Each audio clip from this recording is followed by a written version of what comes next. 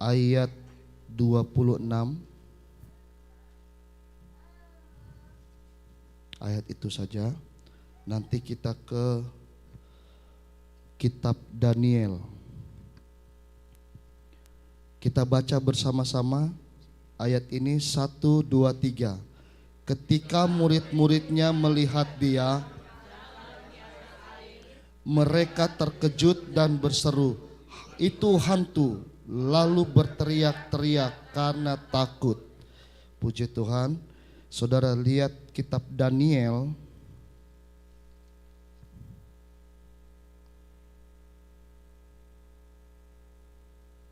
pasal yang ketiga. Daniel, ya, kitab Daniel, semua sudah dapat?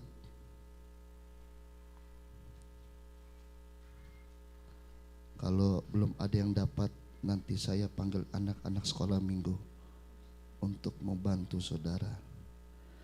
Ayat pasal 3 ayat yang ke-24 dan 25.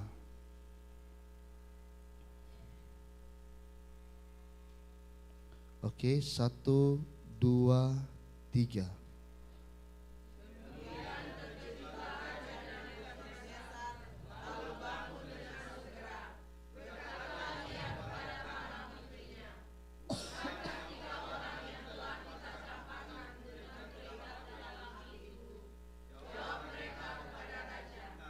Benar ya Raja, katanya, tetapi ada 4 orang kulihat berjalan-jalan.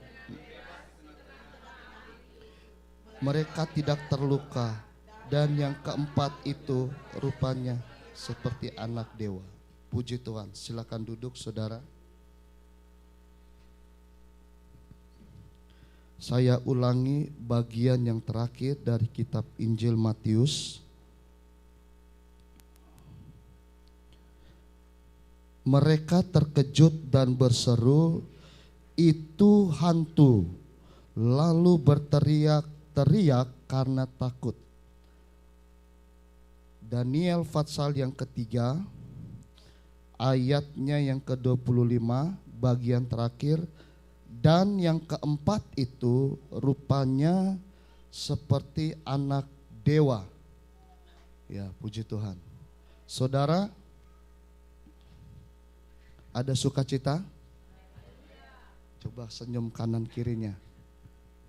Senyum dulu saudaraku. Ya, senyum saja. Puji Tuhan, senyum saja. Karena mungkin ada di antara saudara yang persiapannya kurang. Puji Tuhan. Baik saudara, kita melihat firman Allah. Saya ingin saudaraku kita terfokus kepada Yesus. Dia adalah kepala gereja. Amin. Yesus adalah kepala gereja. Dia mau denominasi apa saja, dia kepalanya. Amin. Oleh sebab itu tadi pemimpin pujian mendorong kita untuk memuji dengan segenap hati. Memuji dengan mata yang tertuju kepada Yesus.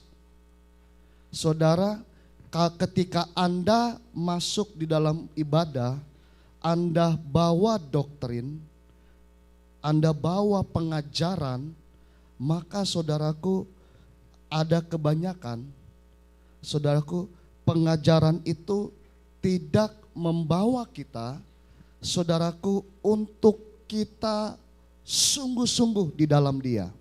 Tetapi ketika Anda mengenal pribadi, itu berbeda saudara.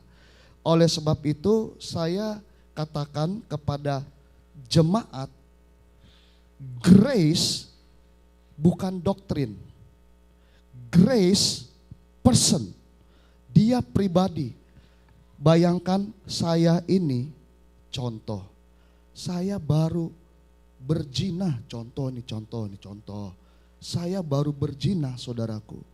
Terus saya baru ada simpan kebencian yang sangat dalam.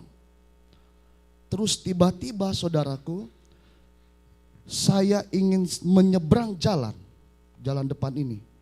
Ada mobil dengan kecepatan yang tinggi, ingin saudaraku menghajar saya. Karena saya saudaraku dalam hidup di dalam dosa. Tiba-tiba ada seseorang yang tidak saya kenal. Dia datang saudaraku, mobil ini dengan kecepatan tinggi. Dia datang, tiba-tiba saya didorong dari belakang. Orang ini selamatkan saya, tetapi orang ini jadi korban. Inilah Yesus. Dia jadi korban untuk saudara. Seharusnya Anda dan saya dihukum mati. Oleh karena dosa yang sebenarnya Anda dari sebelumnya Anda tidak tahu kalau Anda orang berdosa. Waktu Anda lahir, pernahkah Anda tahu Anda orang berdosa? Ada yang tahu di sini? Waktu Anda masih bayi, Anda tahu Anda orang berdosa? Enggak ada yang tahu. Kalau Anda sejak lahir, Anda dinyatakan orang berdosa.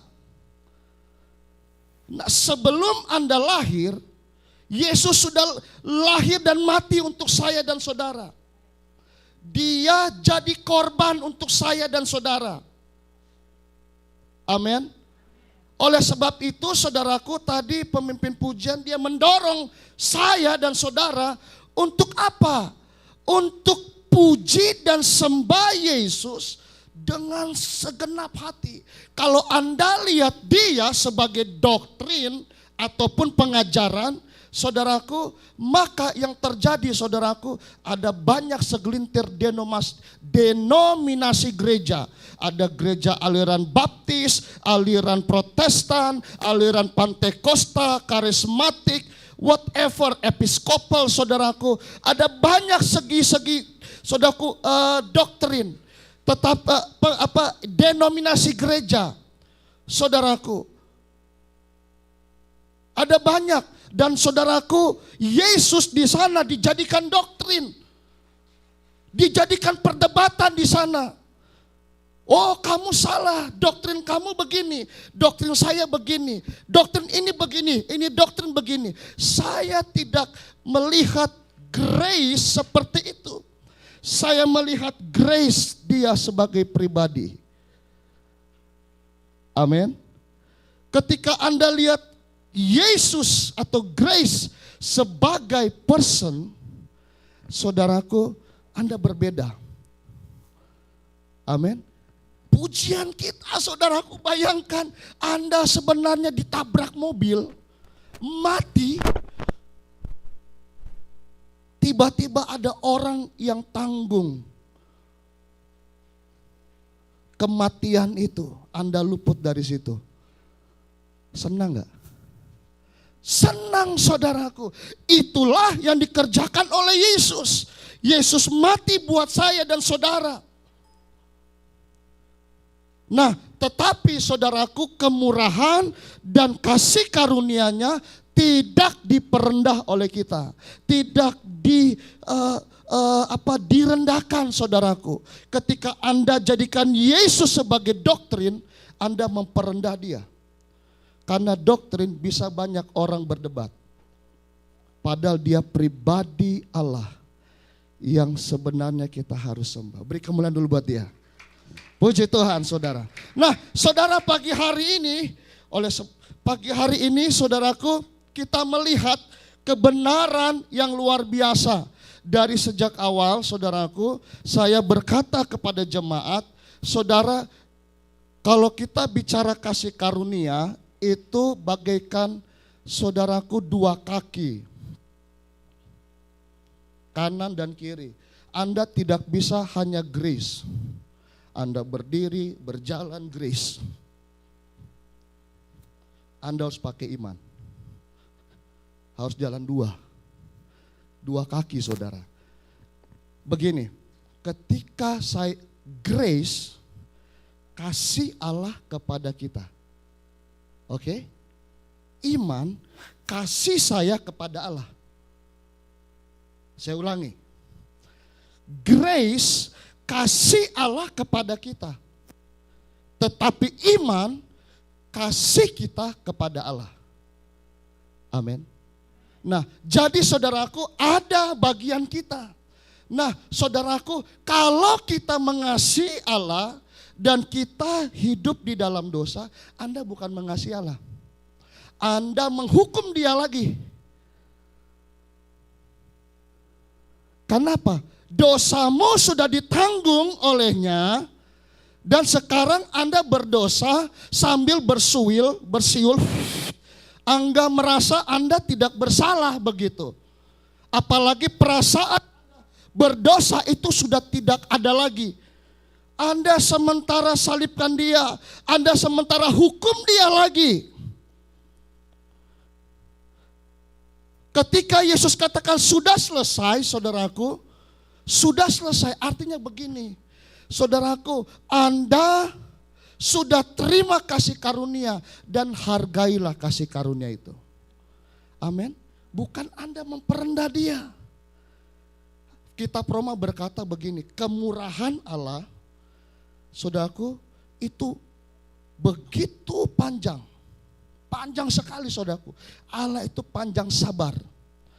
Panjang sabar. Tetapi Roma berkata, kemurahan Allah itu kasih karunia-Nya akan berubah menjadi penghakiman buat saudara. Artinya gini, jangan permurah Allah. Grace diberikan cuma-cuma, bukan Anda mempermurah kemurahan. Oke?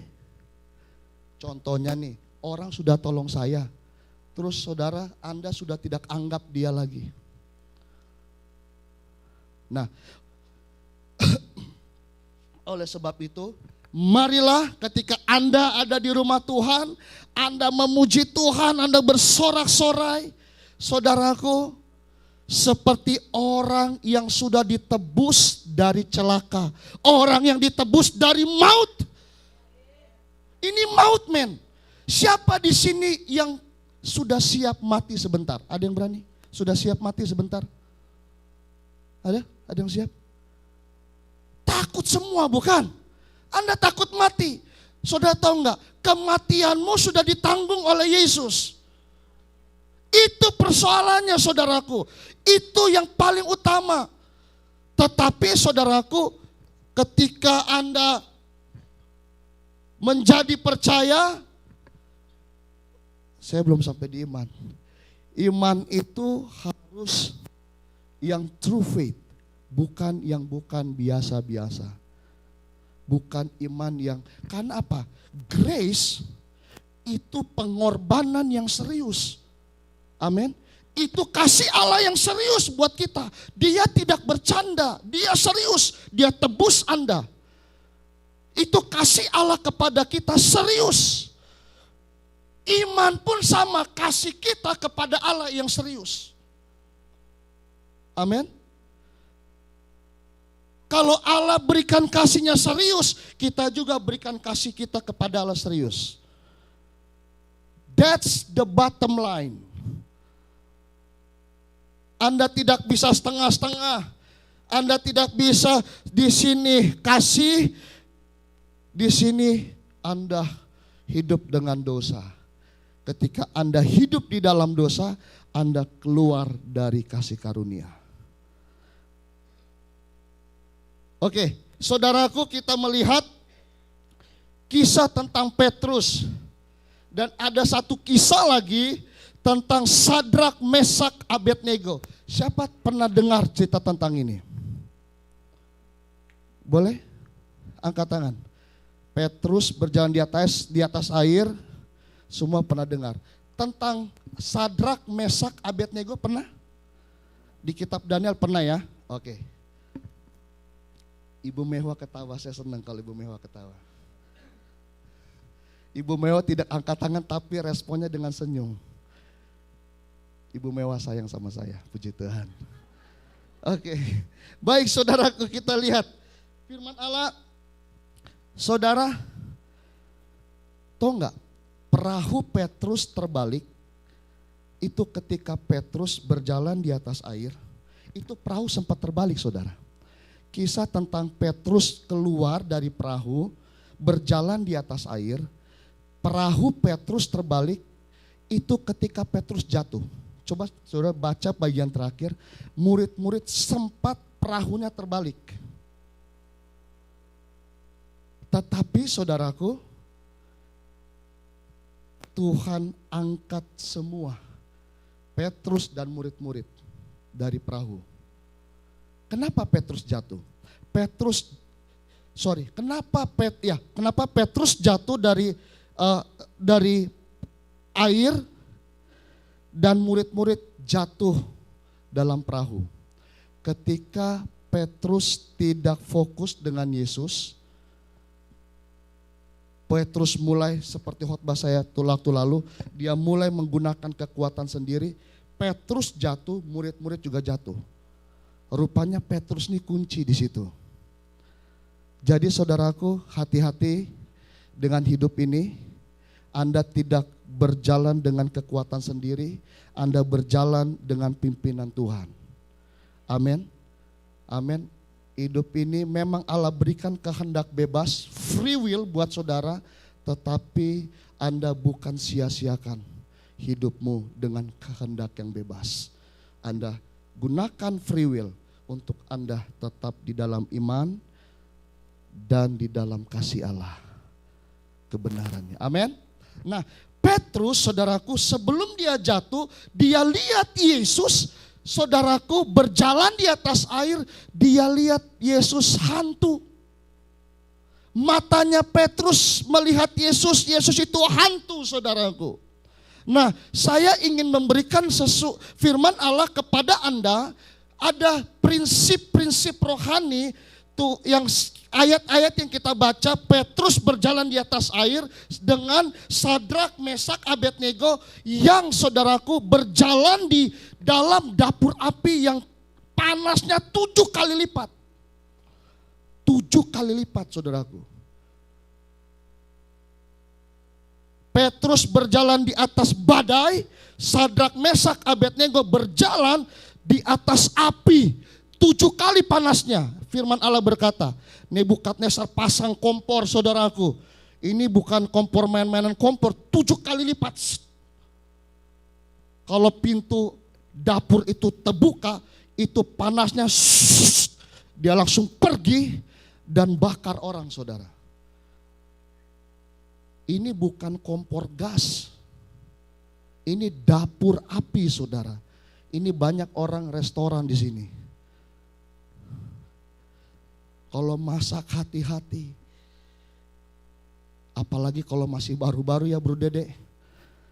Itu ada yang jadi korban, saudara. Tanganlah kena panas.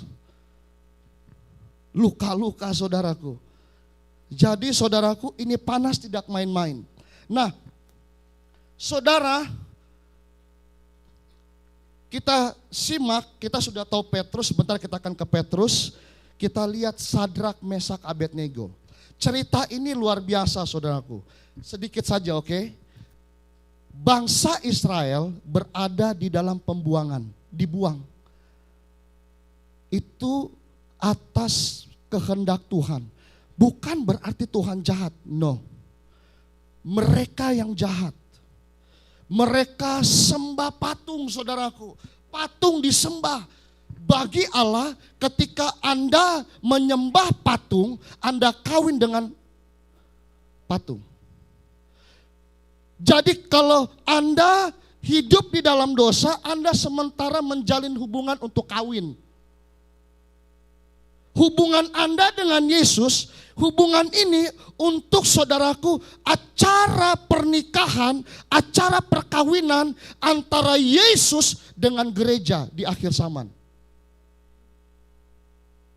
Oke, saudaraku, sekarang saudara Yesus, aku mengasihimu. Yesus, engkau segala-galanya. Engkau menaruh iman kepada Yesus. Anda belum lihat Yesus, tetapi firman Allah dalam kitab Wahyu dan nubuatan lainnya berkata, satu kali kelak Yesus yang dicari-cari oleh Israel, umat-umat pilihan Allah, dia akan menampakkan diri.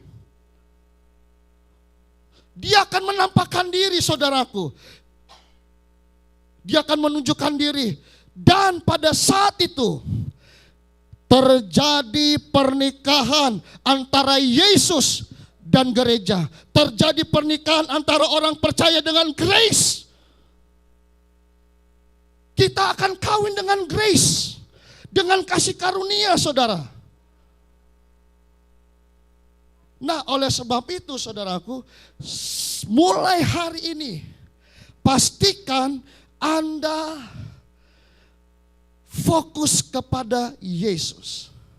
Amin.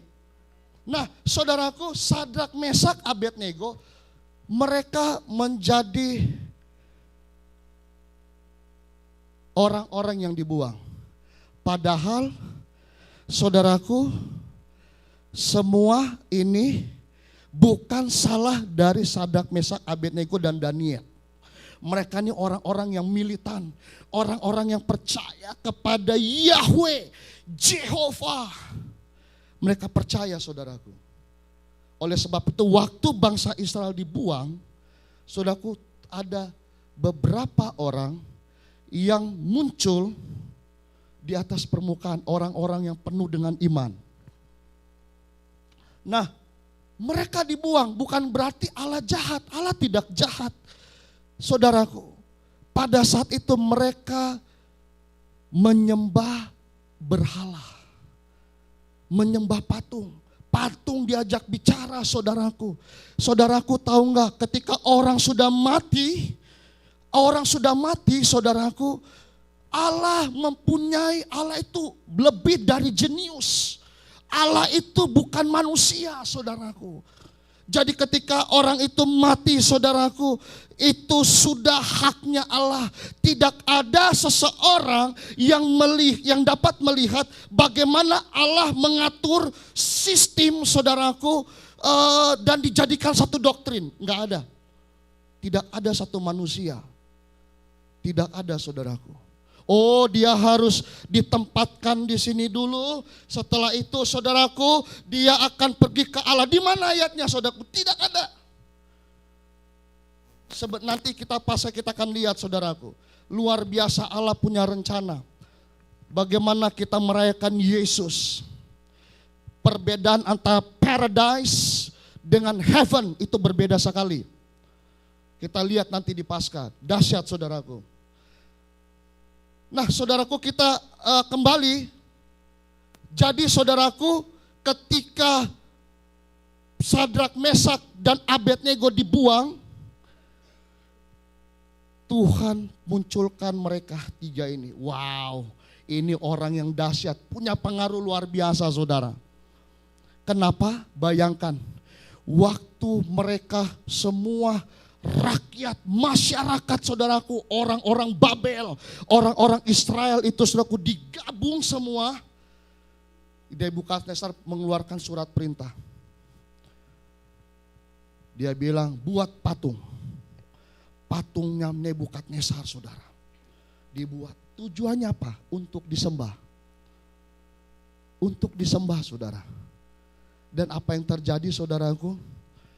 Dari sekian banyak orang, hanya 3 yang tidak sembah patung. Sadrak, Mesak, Abednego.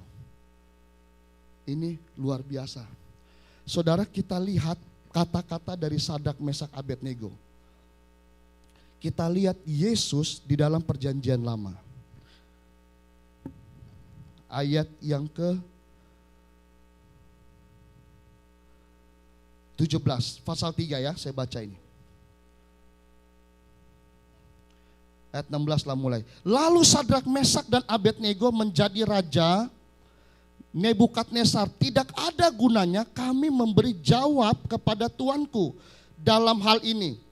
Jika Allah kami yang kami puja sanggup melepaskan kami, maka ia akan melepaskan kami dari perapian yang menyala-nyala itu dan dari dalam tanganmu, ya Raja.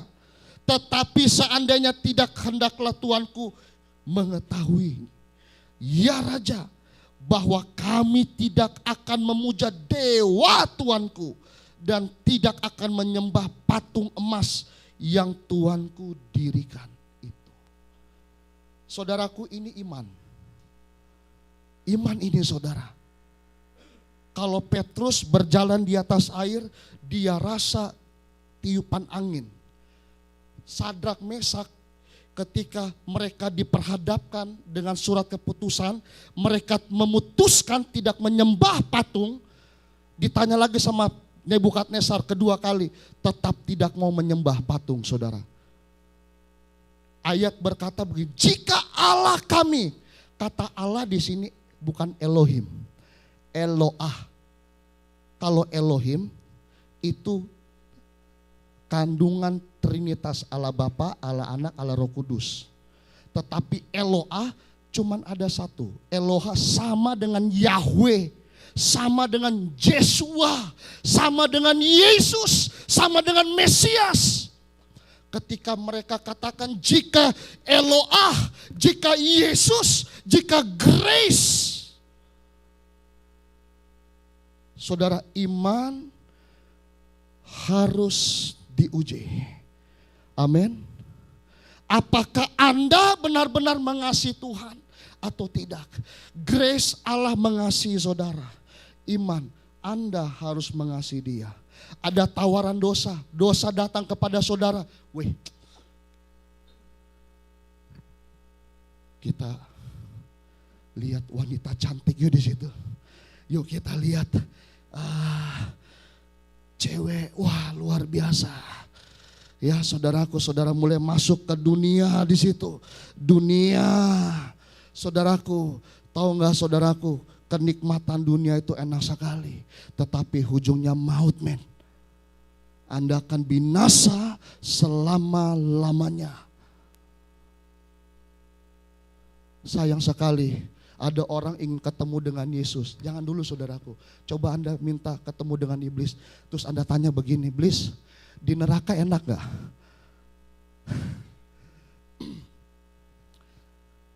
Orang suka mau ketemu Yesus. Coba-coba saudara berdoa, iblis saya mau ketemu sama kamu. Ini cuma ilustrasi saja. Tanya sama dia, di neraka enak gak? Jujur. Dia gak akan berkata yang jujur, saudara. Memang dia pendusta. Iblis itu bapa dari segala pendusta. Pembohong. Jadi saudaraku, kalau ada yang suka bohong kecil-kecilan, bapaknya iblis. Bapaknya bukan Yesus dia. Papanya iblis, anaknya tuh ya saudaraku. Amin. Tepuk tangan dulu buat Tuhan Yesus. Nah, saudaraku, kita lihat di sini. Jadi saudaraku, Sadrak Mesak dibawa dengan ancaman. Saudaraku, zina enak, ngerokok enak, ngobat enak, minum enak saudaraku, dansa enak. Dosa apalagi ngebohong enak saudaraku. Coba saudara lihat. Pada umumnya ngebohong enak saudaraku. Kenapa? Anda menutupi kekuranganmu. Saudaraku, ngebohong enak saudaraku. Ya enggak saudara? Tetapi sebenarnya itu tarikan, itu daya tarik saudaraku. Itu gravitasi. Gravitasi dari dosa itu dia punya daya tarik. Kenapa? Tubuhmu ini tubuh yang fana. Ketika Anda mati, Allah sudah siapkan tubuh yang tidak ada kesukaan dengan dosa.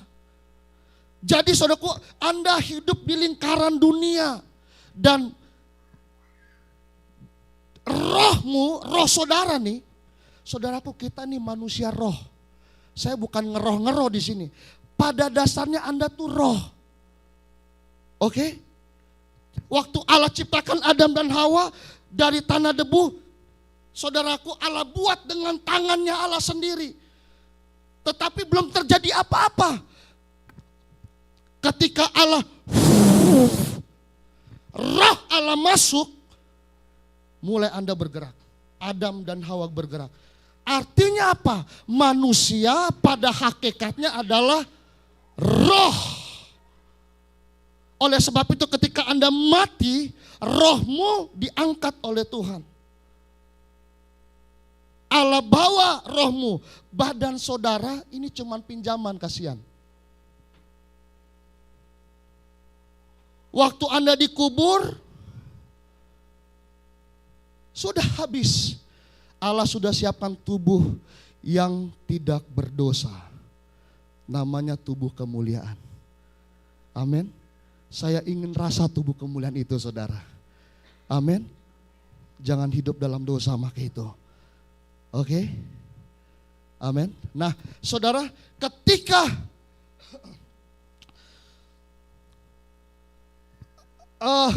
Sadrak Mesak, kita kembali. Ketika Sadrak Mesak, saudaraku, mengalami tantangan, ancaman, mereka tetap bilang, Allah kami. Ini Allah Yesus. Yesus di dalam perjanjian lama. Jadi Yesus sudah ada sebelum dia dilahirkan. Waktu Allah menciptakan langit dan bumi, Yesus sudah ada.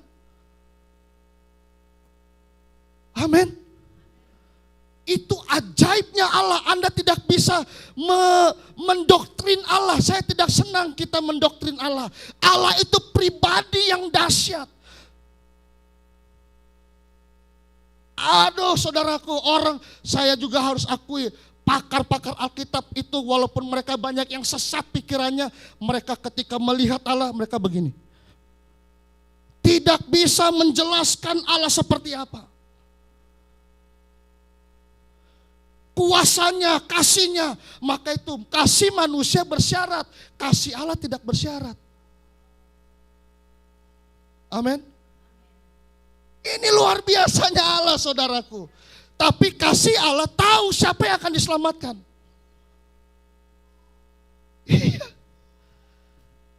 Kasih Allah, dia tahu siapa yang akan diselamatkan. Dan siapa yang tidak. Walaupun dia punya kemurahan, tapi dia tahu siapa yang akan selamat. Jadi saya tidak sibuk dengan doktrin. Saya sibuk dengan pribadinya. Saya lihat pribadinya. Amin. Seperti Sadrak, Mesak, Abednego. Waktu mereka dinyatakan tidak menyembah, dibuang, saudaraku, di dapur api. Wow, saudaraku, waktu mereka ada di dalam dapur api, mereka berjalan-jalan, saudara. Berputar-putar. Nebukadnezar lihat, nari-nari, saudaraku. Mereka bernari-nari di api. Bayangkan, saudaraku, kalau Petrus berjalan di atas air, kalau Sadrak, Mesak, Abednego menari-nari di api, saudaraku, memuji-muji Tuhan. Mereka tidak rasa panas. Kenapa? Karena kasih karunia jauh lebih besar dari penghukuman. Ya saudara, Yesus jauh lebih besar. Nebukadnezar mengeluarkan penghukuman. Tetapi bagi mereka yang percaya kepada Eloah, kepada Yesus saja, mereka menerima kasih pertolongan. Sadrak, Mesak begitu, saudaraku, mereka terima pertolongan dari Tuhan. Nah, mata mereka tertuju kepada Allah. Ini penting, saudaraku. Petrus waktu lihat Yesus berjalan di atas air, Petrus lihat Yesus sebagai hantu. Nah, saudaraku, Sadrak, Mesak, Abednego tidak melihat Allah itu tidak ada, saudaraku. Dia pakai kata kalau Allah mereka yang mereka sembah itu tidak menolong, mereka tetap tidak akan memuja dewa Nebukadnezar. Artinya begini, kami tetap berketetapan kepada Allah Eloha. Itu bahasa diplomat, saudaraku. Itu bahasa diplomat, tetapi punya pengertian yang luar biasa. Artinya gini, hanya Yahweh, hanya Yesua, hanya Eloah di dalam hati mereka. Nggak bisa digoyang. Sekali Eloha tetap Eloah. Sekali Yahweh tetap Yahweh. Maka itu ketika mereka berkata itu, saudaraku, mereka tergila-gila dengan Allah, Yesus, Eloah, Yahweh. Apa yang terjadi? Mereka mendapatkan pertolongan dari Eloah. Ketika mereka di dalam, saudaraku, alam yang tidak nyata, mereka katakan, mereka tetap pilih Eloha, itu saudaraku, mereka memeluk Dia. Dan Allah juga memeluk mereka. Ketika Anda peluk Yesus, Yesus juga akan memeluk saudara. Tetapi ketika Anda lepaskan Dia, Yesus juga lepaskan Anda. Ingat anak yang hilang? Saudaraku, si bungsu, waktu keluar dari rumah Bapa, Yesus nggak begini. Perumpamannya nggak begini. Anakku bungsu sini. Dia kejar-kejar, nggak ada begitu. Ketika Anda memutuskan untuk Anda hidup bebas, untuk Anda berdosa, Anda keluar dari kasih karunia. Puji Tuhan, si bungsu kembali. Kalau tidak kembali, dia mati di kandang babi. Dia bukan mati di rumah Bapa. Amin. Haleluya. Jadi saudaraku, penting sekali. Anda harus penuh dengan iman. Iman hanya kepada satu, kepada Yesus. Amin. Tidak mudah digoyangkan. Akibat, saudara lihat nih. Akibat murid-murid penuh dengan iman, dapat kasih karunia, Nebukadnezar bertobat saat itu. Saudara, Sadrak, Mesak, Abednego mendapatkan kasih karunia. Kasih karunia itu ketransfer kepada Nebukadnezar. Dia bertobat. Dia terima Allah Eloah. Amin. Amin saudaraku. Dia terima keselamatan saudara dari Allahnya orang Israel. Saudaraku, kasih itu hebat. Amin. Saudara bayangkan kalau saat itu yang kena ancaman nih, papa atau mama atau anak saudara. Betapa Anda dendamnya minta ampun sama orang itu. Benar gak? Kalau perlu Anda bawa parang, mati kalau mati saudara. Anda dendam sekali karena keluarga saudara dibuang ke dapur api.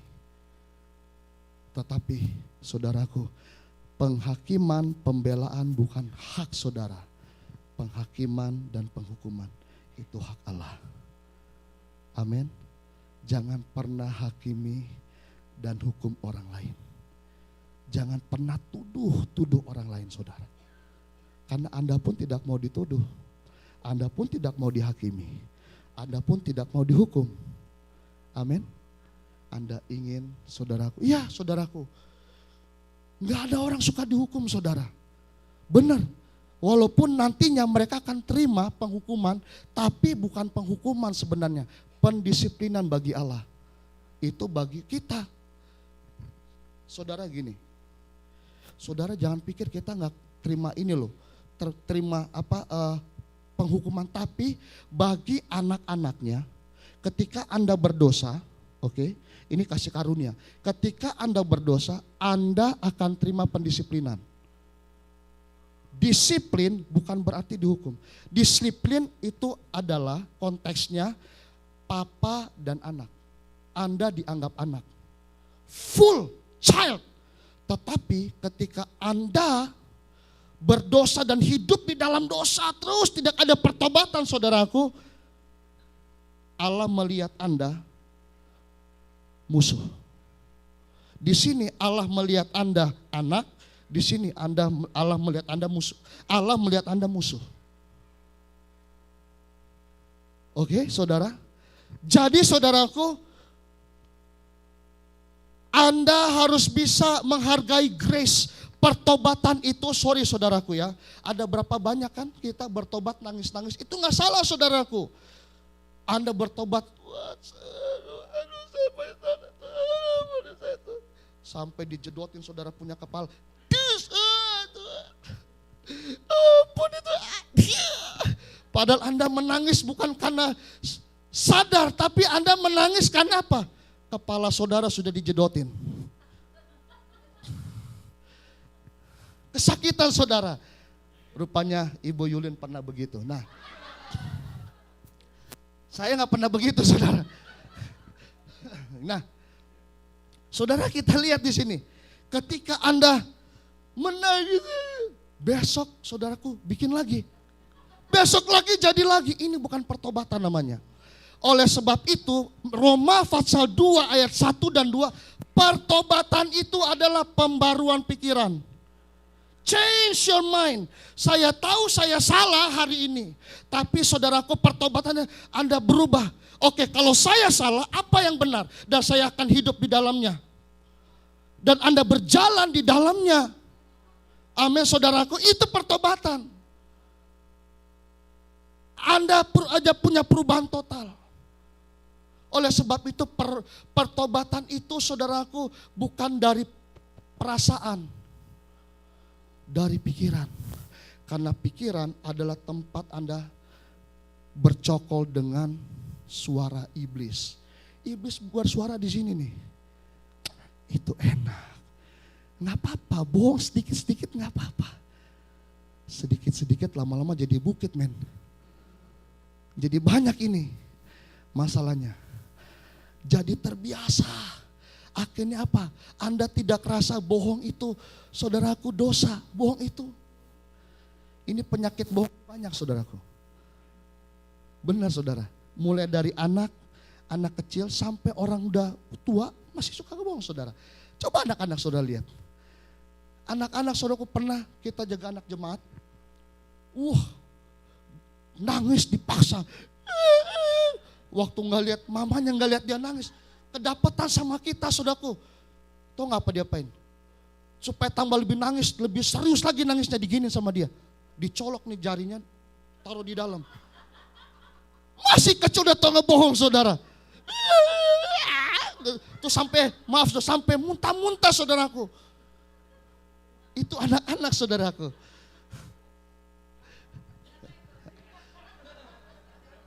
Yang ketawa, saudaraku, karena pernah merasa.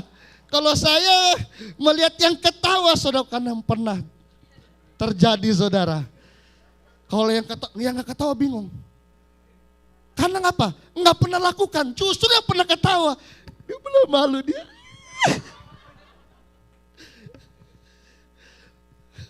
Puji Tuhan, saudara, beri kemuliaan buat Yesus. Nah, saudaraku, mata kita harus tertuju kepada Yesus. Amin. Petrus ketika dia tidak tertuju kepada Yesus, maut dia terima, saudaraku. Tetapi Sadrak, Mesak ketika dia tertuju kepada Yesus, apa yang terjadi? Nebukadnezar bertobat. Saudara bisa baca. Dia akhirnya apa, saudaraku? Menyembah Allah dari umat Israel. Tadinya menyembah patung, tapi pada akhirnya menyembah Allah Israel. Luar biasa.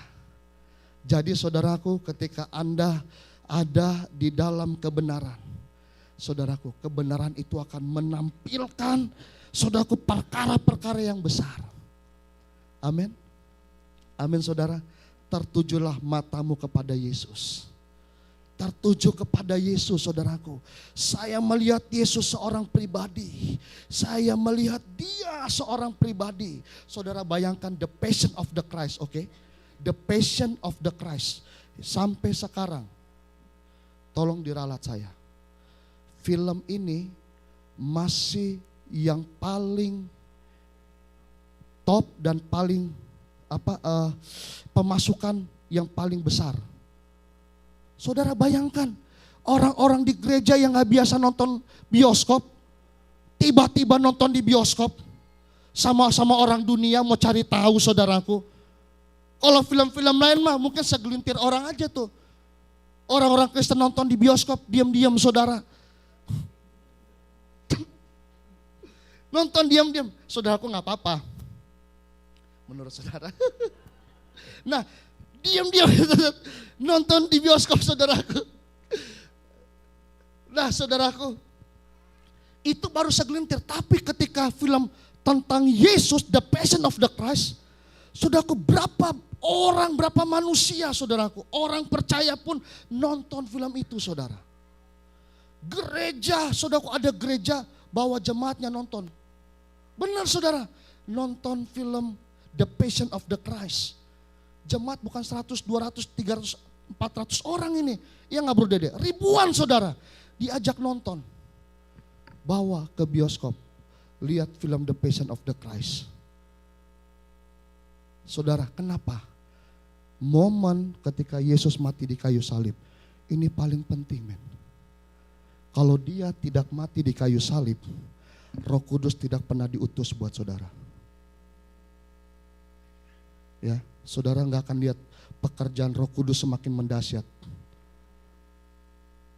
Kalau dia tidak mati, ini momen yang paling penting. Oleh sebab itu waktu The Passion muncul, saudaraku, teknologi mulai kasih lihat. Saudaraku, refleksi dari cerita yang 2000 tahun lalu. Cerita nyata saudara. Berapa banyak orang lihat itu. Berapa banyak orang yang menangis untuk itu. Berapa banyak orang yang bertobat. Berapa banyak orang yang kaget. Bagaimana Yesus berkorban habis-habisan. Serius. Untuk selamatkan saya dan saudara. Anda harus bertobat. Anda harus berubah. Karena pengorbanannya mahal saudara. Kasihnya diberikan cuma-cuma tapi pengorbanannya mahal. Oke, saudara. Ada berapa banyak orang saudaraku? Coba bayangkan kalau 2000 tahun lalu. Oke, 2000 tahun lalu. Ini teknologi sudah mulai ada. Saudaraku, berapa banyak orang yang ingin menyaksikan bagaimana Yesus mati di kayu salib. Buat saya dan saudara. Saudara, apa yang kita berikan kepada dia? Anda berzina di hadapan dia? Itu yang Anda mau berikan? Anda berdusta di hadapan dia? Anda benci orang di hadapan dia? Itu yang Anda berikan? Anda hidup dengan glamor, wah foya-foya. Itu yang Anda berikan kepada dia? Apakah itu suatu penghargaan yang mulia, yang serius buat dia? Saudaraku, Yesus waktu dia datang ke dalam dunia ini, dia tidak glamor saudara. Biasa saja, bahkan menurut penelitian, waktu Yesus mati di kayu salib, dia dalam keadaan telanjang, bugil. Kenapa dia ditutup? Karena orang-orang Katolik Roma menutup kemaluan daripada Yesus. Sangat memalukan. Ditutup itu saudara. Kenapa? Karena dia menunjukkan saya mengasihi kamu. Saya mengasihi Semi. Aku mengasihimu. Kasihnya serius. Dia harus diludahi saudaraku. Saudaraku, setiap dosa, satu dosa yang Anda perbuat, itu bagaikan Anda meludahkan dia. Cuy! Anda sementara hukum dia. Jadi ketika Anda ada dalam gereja, marilah sungguh-sungguh memuji dia. Amin. Amin saudara. Nggak main-main. Anda belum bisa lihat dan rasa sekarang. Tapi satu kali kelak, jangan sampai terlambat saudara. Saudara tahu nggak, Lazarus sama orang kaya bilang begini, orang kaya bilang begini. Tolong bilang sama Lazarus, bilang sama keluargaku.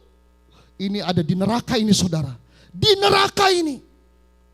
Tolong bilang sama keluargaku supaya mereka diselamatkan, mereka tidak binasa. Kenapa saudaraku? Betapa ngerinya neraka itu saudaraku. Anda bersenang-senang di sini. Maka itu saudara, kalau kita benar-benar di dalam Tuhan saudaraku, kita mengasihi Allah, saudaraku, kita tidak akan salibkan dia kedua kali.